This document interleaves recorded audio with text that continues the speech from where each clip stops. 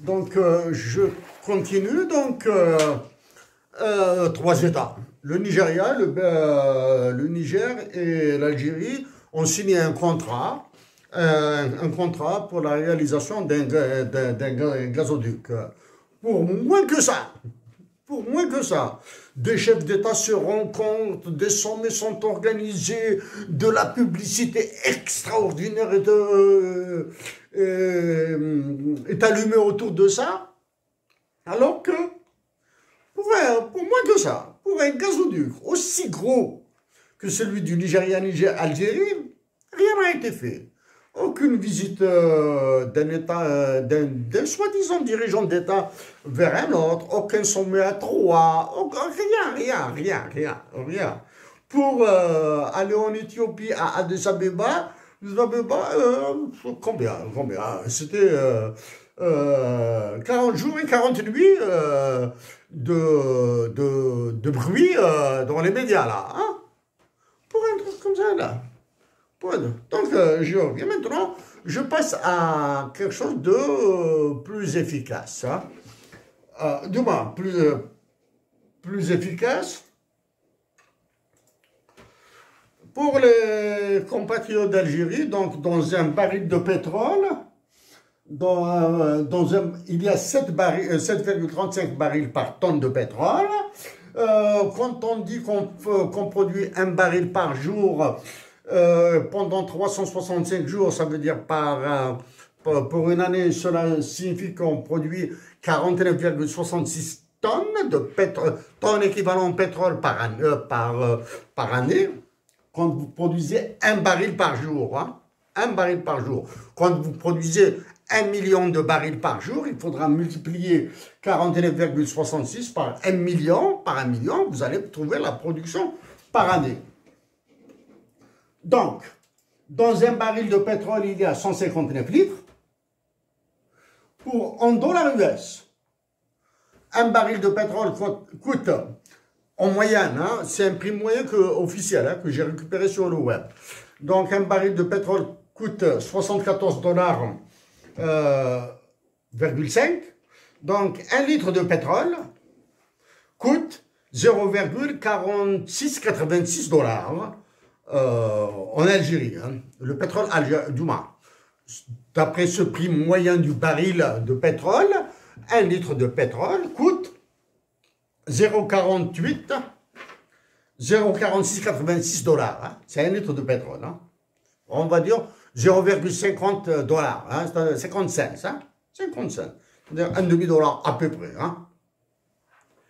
Et avec un taux de change de 134,49 dinars par dollar américain, ça veut dire que le litre de pétrole coûte 63,0158.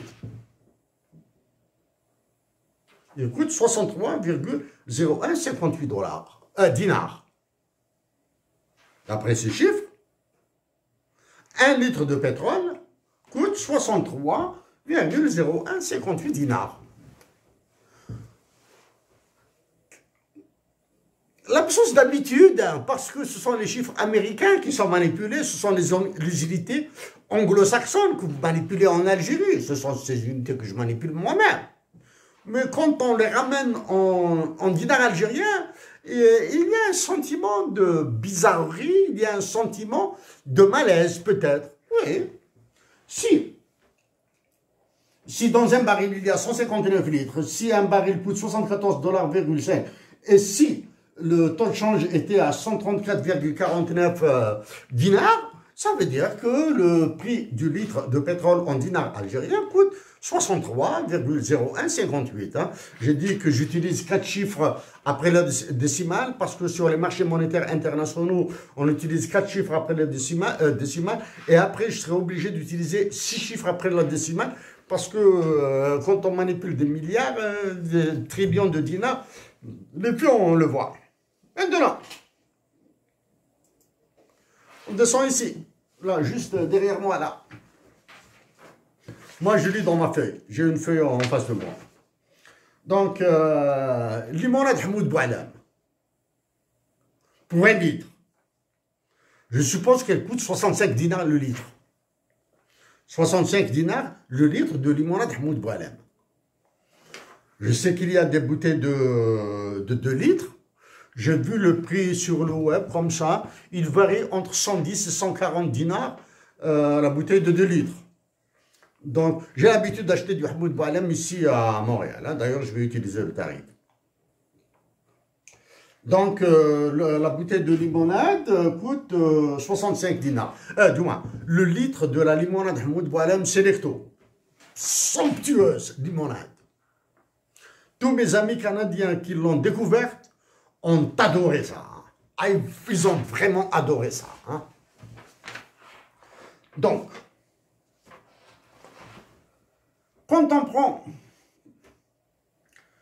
le prix du baril de pétrole, le prix du litre de pétrole algérien qui est de 63 dinars, 0,0158. Quand on prend le litre de Hamoud Boualem qui coûte 65 dinars. Donc, avec 1 litre de Hamoud Boualem, avec 1 litre de la limonade Selecto Hamoud Boualem, on achète 1,03 litres de pétrole. C'est ce qu'on appelle un prix relatif. Ok? Le prix monétaire n'a aucun sens, presque. Ce sont les prix relatifs qui sont les plus importants. Donc, une bouteille de limonade, 1 litre de limonade Hamoud Boualem, c'est l'équivalent d'une bouteille d'un litre, 0,03 pétrole. On va prendre maintenant l'eau naturelle. Amen. Il y a un problème d'eau gigantesque en Algérie. Je suppose que 1 litre d'eau naturelle, peu importe la marque, hein, Ifril, Lardija, Ben Haroun, Mouzaya, quelque chose comme ça, là, hein, peu importe la marque. Je suppose qu'elle coûte, le litre d'eau naturelle coûte 40 dinars. Donc, quand on compare ces 40 dinars à ces 63,0158, on trouve 0,63. C'est-à-dire, 1 litre d'eau naturelle nous donne moins qu'un litre de pétrole algérien. Donc, j'ai pris la limonade Selecto de Hamoud Boualem, l'eau naturelle. Maintenant, le pain, une baguette. Le pain que nous mangeons.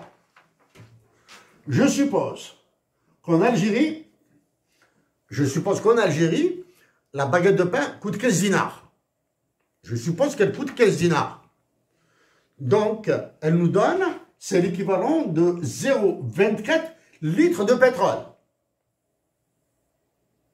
0,24, hein, parce que 60 dinars, si le prix du pétrole coûtait, si le litre de pétrole coûtait 60 dinars en Algérie, la moitié c'est 30, la moitié de 30, c'est-à-dire c'est 15, et c'est le quart, de 60. Donc ici, c'est le quart, c'est-à-dire c'est 0,25.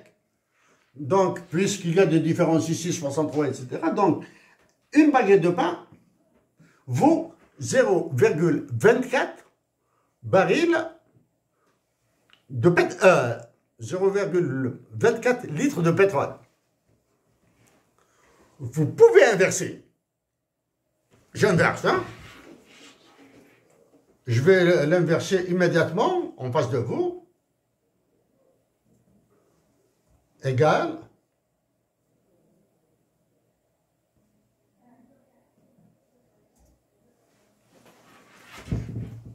Voilà, je l'ai inversé.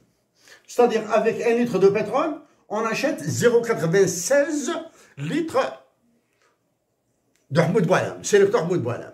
Avec 1 litre de pétrole, donc on achète moins d'1 litre de limonade Selecto. Avec 1 litre de pétrole, on peut acheter 1,58, 1,57 bouteilles d'eau naturelle. 1,5 bouteilles, c'est-à-dire, c'est à peu près une bouteille, 1,5 litre. C'est un peu plus d'1,5 bouteille. Avec 63 dinars, on peut acheter combien? on peut acheter 4,20 pains. Avec 1 litre de pétrole, on achète 1 litre de pétrole, 4 pains. Enfin, êtes-vous à l'aise avec ces chiffres? 1 litre de pétrole, c'est presque 1 litre de Selecto. 1 litre de pétrole, c'est 4,20 pains. On va dire 4 pains. Est-ce que c'est normal? Est-il normal? Est-il censé? Est-il raisonnable d'avoir une bouteille 4 pains, qu'il faudra donner 4 pains pour avoir 1 litre de pétrole, et il faudra donner un litre de Selecto pour avoir 1 litre de pétrole? Ce que ça vous laisse raisonner, je vous laisse apprécier. Hein. C'est choquant, hein. C'est choquant, hein. Du moins, pour moi, c'est pas choquant. C'est naturel, c'est un calcul qu'il faut faire, ils donnent ce calcul. Maintenant, il y a le problème du moins, il y a une question, l'huile d'olive de Kabylie. Ah, ça me permettra, l'huile d'olive de Kabylie me permettra de décontracter, de souffler un petit peu et d'être plus à l'aise. Aux dernières nouvelles, 1 litre d'huile d'olive de Kabylie coûte 1200 dinars. Tant pis. Pour ça, c'est 1200 dinars, c'est dans la région de Boujlid. Tant pis pour la région de Wagnoun. Ils ont très peu d'oliviers. Donc, à partir à Boujlid, on a acheté. Au Canada, 1200 dinars. 1 litre d'huile d'olive, 1200 dinars. 1 litre d'huile d'olive, c'est presque 20 litres de pétrole. 19,04.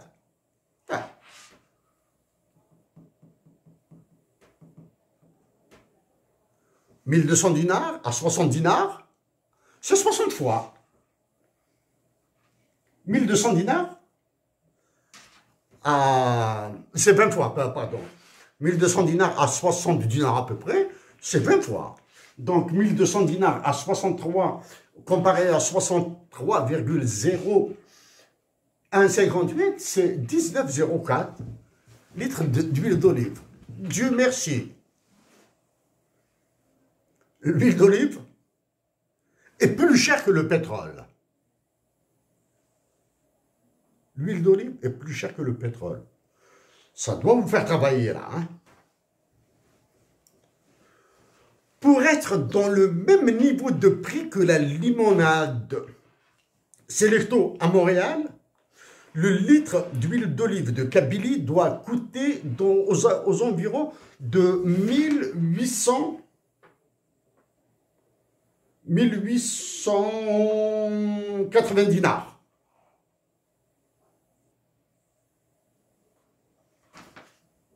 Pour être au même niveau, pour ramener l'huile d'olive au niveau du prix de la limonade, au niveau, hein, pas à l'égalité, hein, au niveau des prix. Hein. Le prix de l'huile d'olive à Montréal doit coûter 1880 dinars à peu près. La dernière huile d'olive de Kabylie que j'ai achetée, je dois l'avoir payée à 14 $. Hein. 14 $ le litre de Kabylie.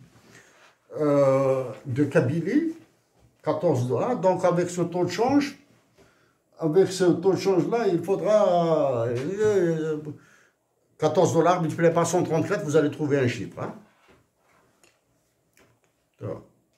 Donc, actuellement, le prix de l'huile d'olive de Kabylie à Montréal est bas. Il est bas. Je ne dis pas qu'il n'est pas cher ou qu'il est trop cher. Non, non, non, non. Qu'il est bas par rapport à la limonade, par rapport au pain, par rapport à l'eau naturelle. Et ben, donc, ayant des amis à Boujlil, Bouhou, Nassar, Bouhou, l'autre Bouhou, là, donc, augmenter le prix de l'huile d'olive. Il est encore, comparé à la limonade, l'huile d'olive, le prix de l'huile d'olive est bas par rapport à celui de la limonade, par rapport à celui du pain. Augmentez-le. Ah, sauf quand je viendrai, et oh, bon, Nassar, je demanderai à Louisa un peu d'huile vierge, pour moi, et pour la personne qui sera avec moi. Ok.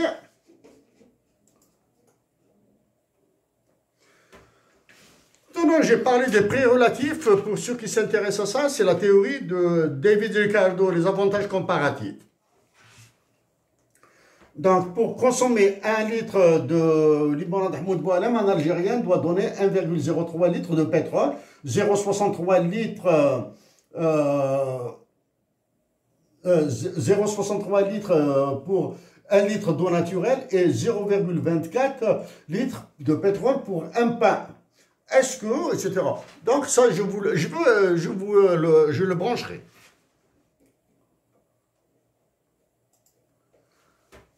Voilà. À Montréal, à peu près, bon, on peut dire que la limonade, on peut, de l'un dans l'autre, on se situe. Mais trouver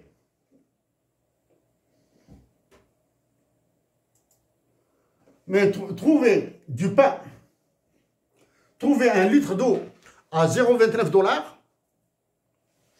et une baguette de pain à 0,111, une baguette de pain à 0,1115 $, relève de l'impossible dans tout le Canada. Ok, d'accord?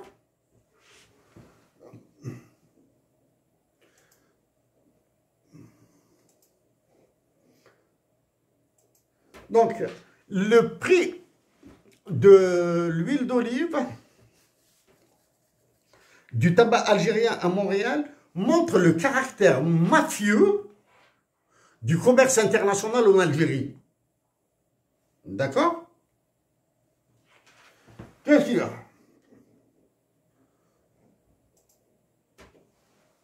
Donc ici, pour être dans le même niveau de prix, le litre d'huile de Kabylie doit coûter 1880 dinars en Algérie. C'est-à-dire quand on prend le prix de la limonade à Montréal et on applique la même logique au prix de l'huile d'olive à Montréal, donc en Algérie, l'huile d'olive doit coûter 1880 dinars le litre. D'accord? C'est pour cette raison que vous voyez que les propriétaires les propriétaires des huileries, surtout maintenant électriques, celles importées d'Italie, deviennent très riches rapidement. Parce que ils savent que c'est la richesse, comme l'a dit David Ricardo, elle est dans la terre. Ok? Parlons de l'huile d'olive maintenant. Pourquoi son prix doit augmenter en Algérie? Le prix, je défends l'augmentation du prix de l'huile d'olive en Algérie. C'est-à-dire, j'accélère l'inflation en Algérie. Tant pis. Parle maintenant des contractions. Il y a assez longtemps, là, très longtemps, quand j'avais 10 ans, 11 ans, mon père, paix à son âme, m'a demandé de l'accompagner dans notre champ, à Tarzan. C'était au mois d'août, fin juillet, début août, pour irriguer nos oliviers. Nous avons quelques oliviers, de rien du tout là. J'étais l'aîné. Eh oui, l'aîné, être l'aîné dans une famille a des avantages, il a des inconvénients. Les avantages, toutes les corvées tombent sur moi. Et les inconvénients, toutes les corvées tombent sur moi. Les avantages, je suis aimé à Bougelba. Ah, j'étais un petit dieu à la maison. On m'aimait beaucoup. Mais nous étions pauvres, hein? J'avais pas de Mercedes ou quoi que ce soit là. Mais j'étais aimé. Donc mon père m'a demandé de l'accompagner. Je l'ai accompagné pour irriguer nos oliviers. C'était à la fin juillet, début août. C'est la période d'irrigation à Taouza. Alors que moi, maman, c'est le ballon là. Il faut que je joue au ballon avec mes camarades. Ah, donc j'étais triste, etc. J'étais triste, j'étais dégoûté. J'ai dit à ma mère, ah, moi, c'est pas possible, dis-lui, on va faire ça la semaine prochaine. Ah, mais ça ne marche pas. Bon. Au retour.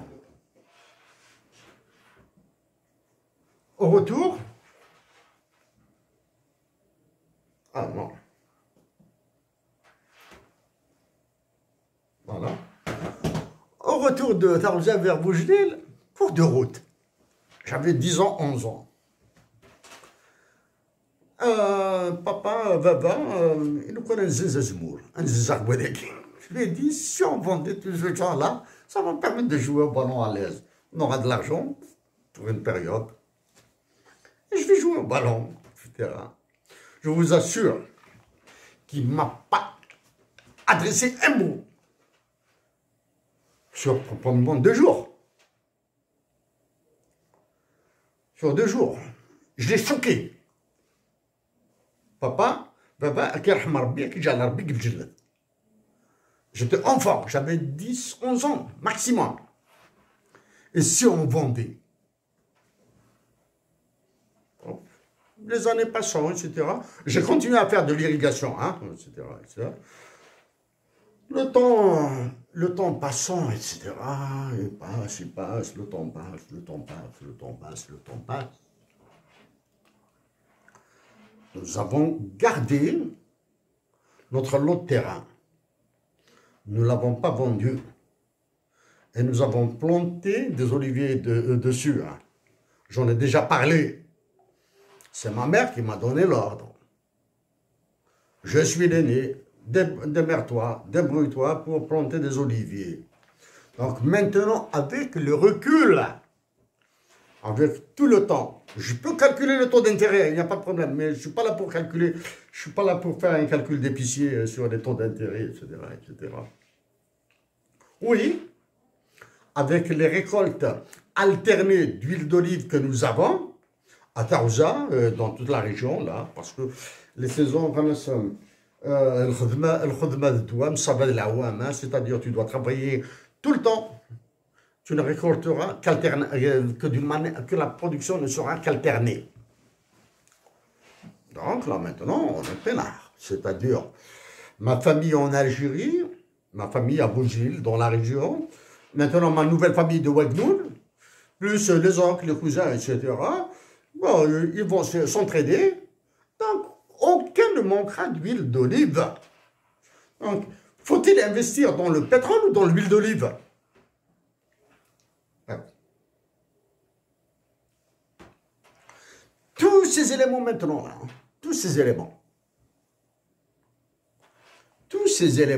Ah, je vous raconte une anecdote. La dernière fois que j'ai eu ma mère au téléphone, il m'a je t'adore. Elle m'a raconté la récolte de l'huile d'olive, etc., ce qu'elle faisait avec mes frères, ses petits-enfants, etc. Elle m'a dit, moi je passais les voir, je passais chez eux, pendant qu'ils faisaient la cueillette des olives, que je les surveillais. Il m'a dit, pourquoi tu les surveilles? Que j'ai peur qu'ils ne tombent. Qu'ils tombent. J'ai peur qu'ils tombent. Des oliviers relativement hauts, là, ils vont se casser les bassins, la colonne vertébrale. Je surveillais les chutes et que je m'occupais des enfants. Je m'installais par terre, elle s'asseyait à même la terre. Donc voilà maman, ça c'est pour le truc. C'est un peu long, hein? C'est un peu long, mais elle encore du dur. Tout ce que je viens de dire là, il faut le mettre dans le cadre de la renégociation de l'accord Algérie-Union européenne. Actuellement, il est en renégociation. Il faut le mettre là, hein. Tous ces prix là, les prix, les quantités, je me suis donné cette peine pour Hussein, pour Lounès, pour Louise, pour les personnes que j'aime, etc. Ah, mais il faudra le mettre dans le contexte politique, hein.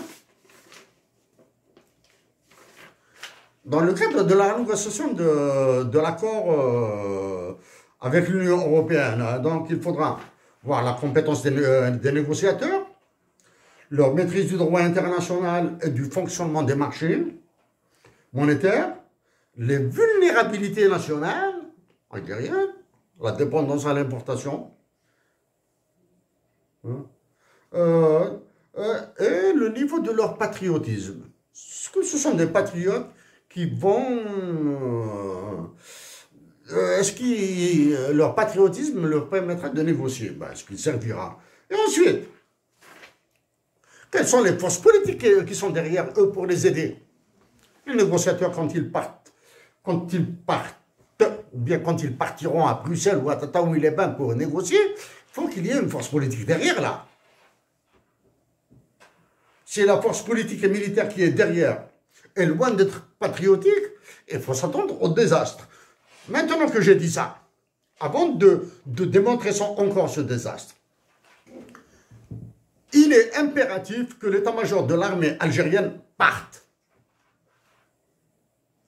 Il est impératif que l'actuel état-major de l'armée algérienne parte.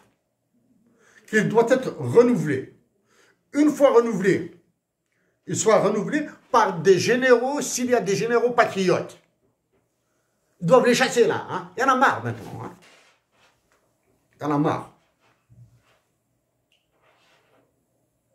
Acheter des avions Su-57 là, vous êtes fous.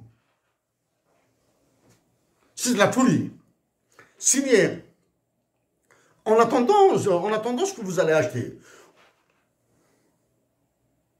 Je veux être modéré dans mon propos. Dire que l'actuel chef d'état-major doit être chassé. Pas mis en prison ou quoi que ce soit là. Non, non, non, non, non.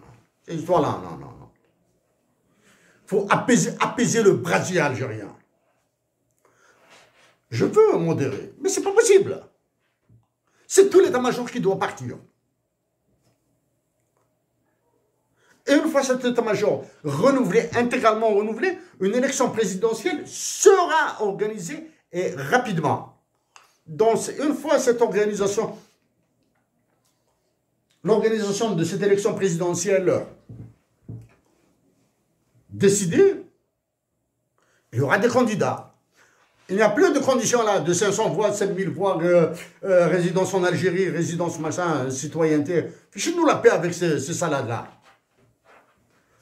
Fichez-nous la paix avec ces salades-là.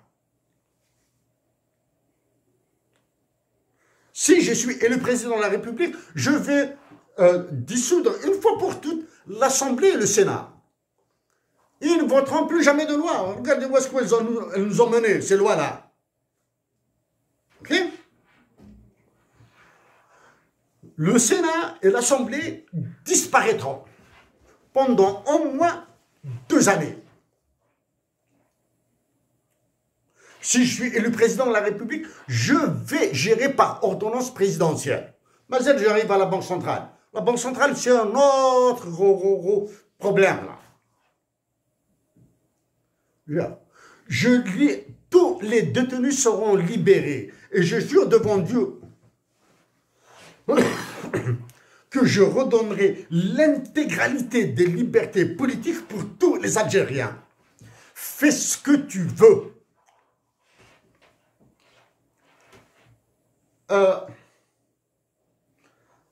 Porte atteinte à la sécurité de l'État, fais-le. Fais-le. Tu veux défendre l'intégrité du territoire algérien, fais-le.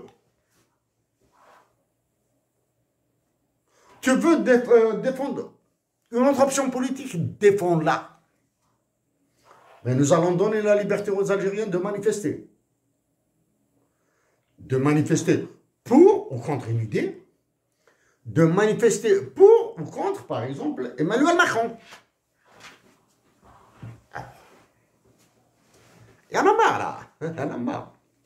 Oui, ça. En tout cas, l'Assemblée, les sénateurs, là, c'est la catastrophe. Maintenant que j'ai dit ça, en détail, il est là. Hein. Je passe à...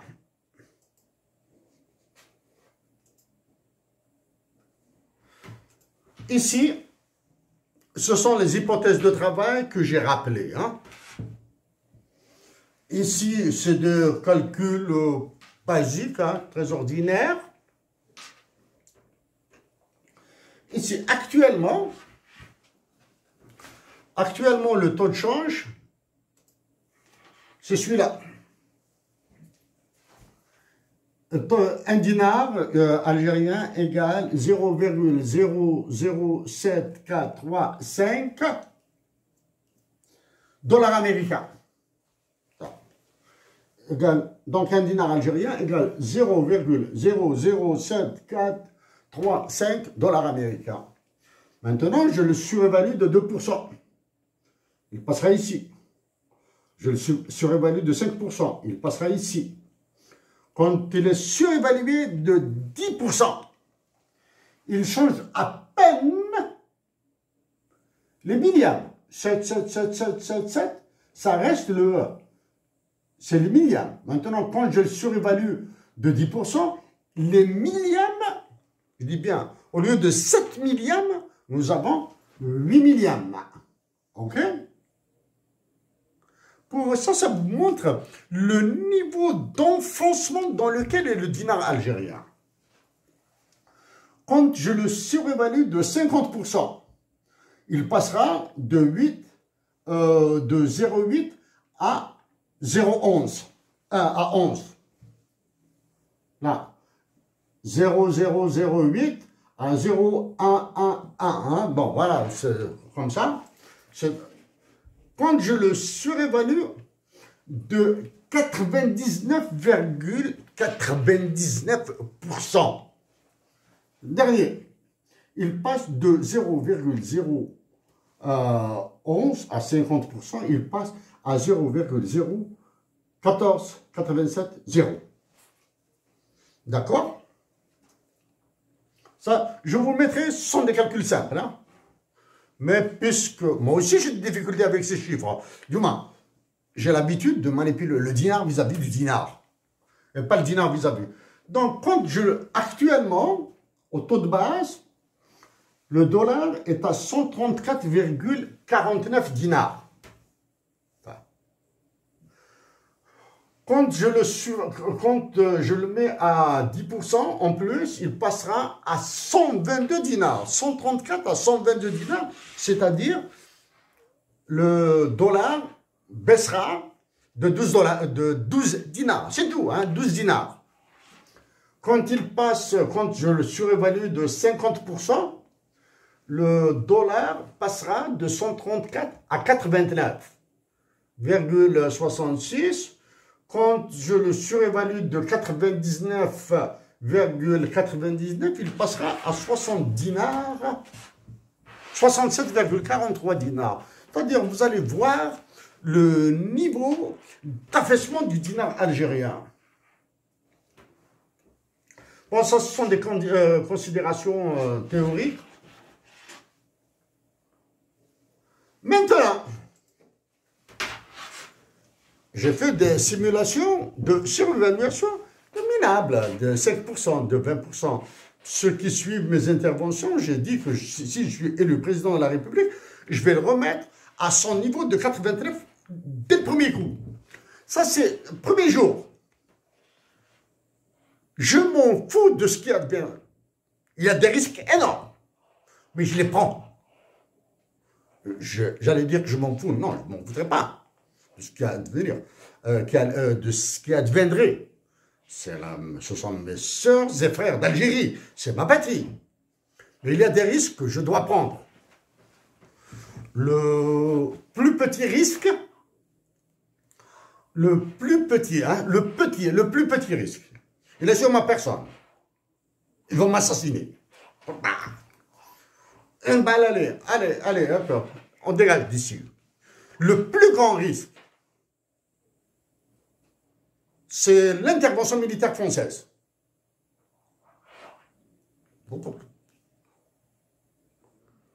Une intervention militaire française en Algérie et une guerre civile. Je le prendrai ce risque.